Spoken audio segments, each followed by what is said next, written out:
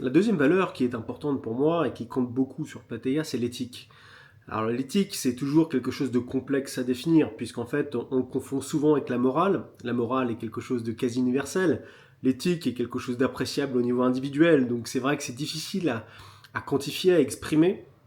Néanmoins, ce que moi, je peux en définir dans ma propre version, c'est quelque chose qui bien sûr se rapproche de l'intégrité, on peut parfois les assimiler, mais je vais attendre par exemple d'un prestataire qui est en discussion avec un client ou un prospect sur un périmètre de mission qui serait proposé par un client qui a besoin de déléguer sa gestion administrative à un prestataire externe.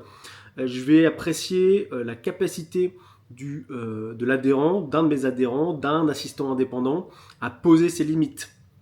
Poser ses limites en étant capable de dire oui monsieur le client, ces besoins-là, je suis capable de les prendre en charge parce que c'est ma compétence, j'ai une expertise et je suis tout à fait à l'aise sur le sujet.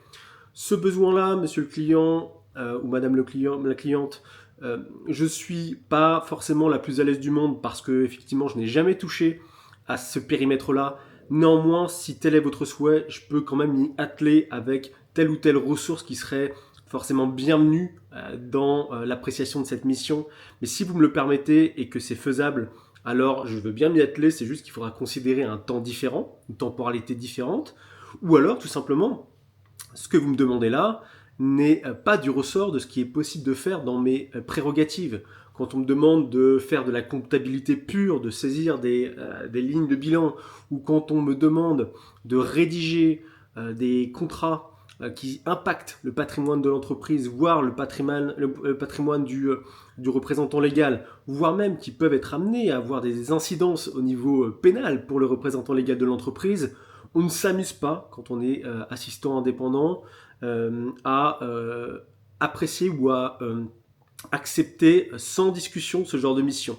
Et quand je dis discussion, c'est pas l'accepter sous réserve, c'est de dire je ne suis pas en mesure de faire ces éléments-là parce que ce n'est pas dans mes prérogatives, je ne suis pas la bonne personne, je ne suis pas le bon interlocuteur. Je souhaite poser les limites, monsieur le client, parce que une telle démarche vous met en danger, me met en danger et ne respecte pas l'éthique et quelque part la déontologie que je souhaite mettre en œuvre dans l'application de mes missions.